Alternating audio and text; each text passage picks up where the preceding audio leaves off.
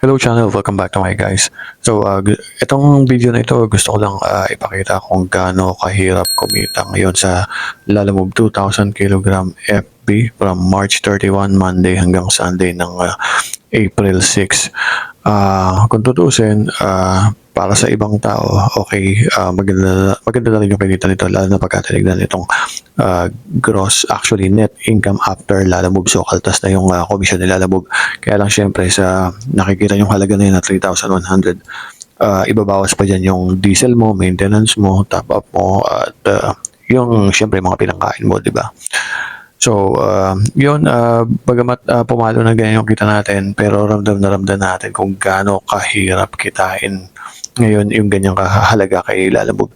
Imagine sa unang biyahe natin, all the way from south, kinailangan pa nating pumunta sa Taytay, makakuha lang ng unang booking na medyo malaki-laki yung halaga. So, bakit natin ginawa yun? Scheduled booking kasi yan ng 1 o'clock. So, around 11 o'clock, nagpunta tayo sa mekaniko para sangguni ng kailangang i-maintain sa sasakyan.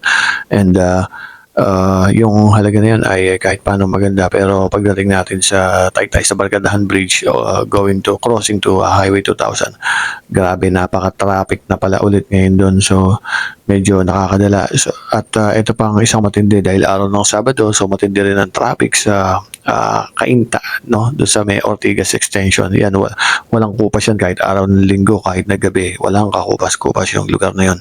Ortigas Extension sa may Cainta. So, nirecommend sa atin ni Google Maps from Taytay. I-drop natin ito sa Ayala Triangle Towers. Imagine, pinabalik niya pa tayo ng C6. So, tumawid na naman tayo ng Barkadahan Bridge at napakahaba ng pila ng mga sasakyan. So, nakakagulat, napaka-traffic ngayon doon. Wala naman masyadong malalaking halaga ng booking, no? Pero napaka-traffic. So, binaybay nga ulit natin ng C6, bumalik tayo ng Bigutan, tapos nag-SLEX tayo. Yun na raw ang pinakamabilis, sabi ni Google Maps. So, sinundan na lang natin kasi tuwing kumukonta tayo kay Google Maps, lalo tayong napapahamak. Ayun, so pagdating natin sa Ayala Triangle, nakakuha naman tayo ng booking, papunta, pick up sa may bandang Pioneer. So, boundary ng Mandaluyong tsaka Pasig. So, ito naman kinuha natin is, ito nga, medyo maliit na halaga sa 1-1.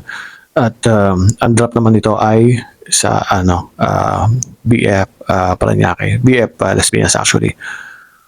So, ang sumunod na booking natin ay pick up katapat lang din ng subdivision na yon at drop naman sa Imus. So, ito yung medyo matindi kasi ito kahit na pooling pinatulan na natin kasi nauubos na yung booking kesa naman hindi tayo makakuha ng mga booking pa pag namili pa tayo ng namili. So, ito, medyo matindi-tinding biyahe ito. Las Piñas, going to Malagasang sa Imus. Ang tindi ng binaybay nating traffic dito sa Bacoor, yung boundary ng Las Piñas, Bacoor. So, actually, nakakapagod yan. Pero, tapos pag from Malagasang Imus, pabalik tayo dito sa ating base. Wala nang booking na makuha. So, nakatatlong biyahe lang tayo. Since 2019 pa tayo nabiyahe kay Lalamove, so naikukumpara natin ngayon kung gaano ang tiyaga at paghihirap, sakripisyo na kailangan gawin ng isang driver ng Lalamove para kumita ng maganda. Pero kung wala tayong choice, syempre, kikita ka pa rin naman, no? Magsisipag ka lang talaga, tsaka tsatsagain mo yung mga traffic, yung mga mga mababang booking.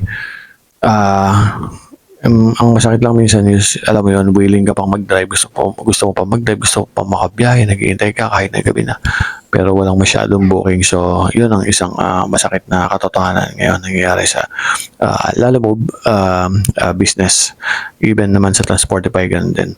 So, yun lang mga paps, at susunod, mag-income reveal tayo ng monthly income.